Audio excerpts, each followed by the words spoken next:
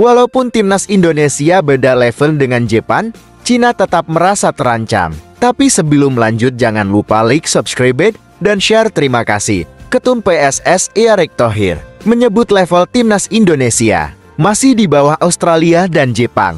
Meski begitu, masyarakat Cina tetap diselimuti ketakutan. Timnas Indonesia masih belum berada di level yang sama dengan dua kekuatan sepak bola Asia. Meski sudah diperkuat banyak pemain naturalisasi. Dalam lanjutan fase grup C putaran ketiga, kualifikasi Piala Dunia tahun 2026, timnas Indonesia diperkuat 13 pemain keturunan, termasuk 2 pemain keturunan yang baru selesai diproses naturalisasi, yakni Maes Hilgers dan Eliano Reinders. Sebelum itu, Marcelino Ferdinand DKK juga berhasil menahan imbang Arab Saudi dan Australia dalam 2 laga kualifikasi sebelumnya.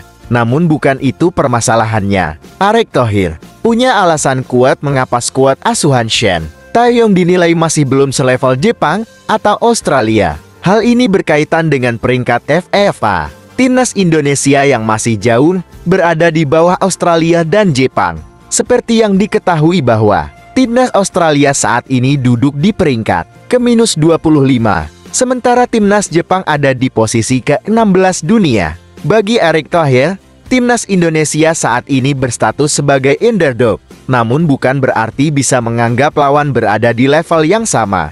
Jangan anggap kita lawan Australia atau Jepang dan tim lain. Timnas kita langsung diposisikan sebagai lawan yang seimbang. Peringkat FIFA menyatakan perbedaan itu, kata Erick Thohir. Karena kita underdog, maka target saya dengan hadirnya Maes dan Eliano, kita harus meraih poin saat pertandingan tandang di Bahrain dan Cina nanti.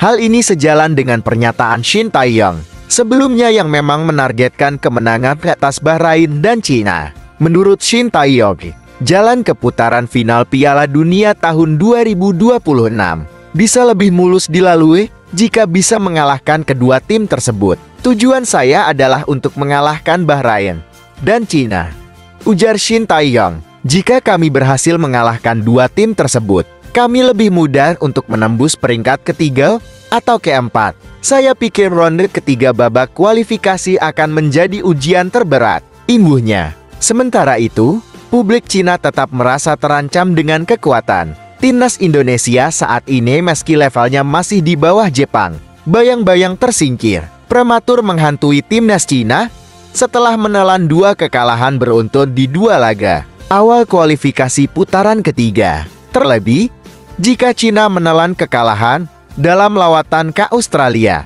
hasil itu akan berdampak pada psikologis pemain.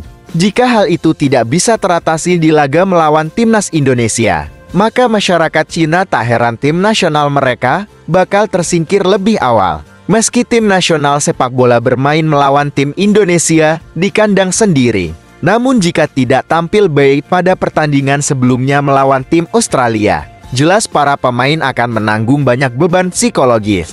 Begitu mereka tidak mampu mengatur mentalitas dan melakukan terobosan di level teknis dan taktis. Tak heran jika timnas yang dilatih Ivan Kovic tersingkir lebih awal setelah 4 kekalahan beruntun. Tulis 163.com.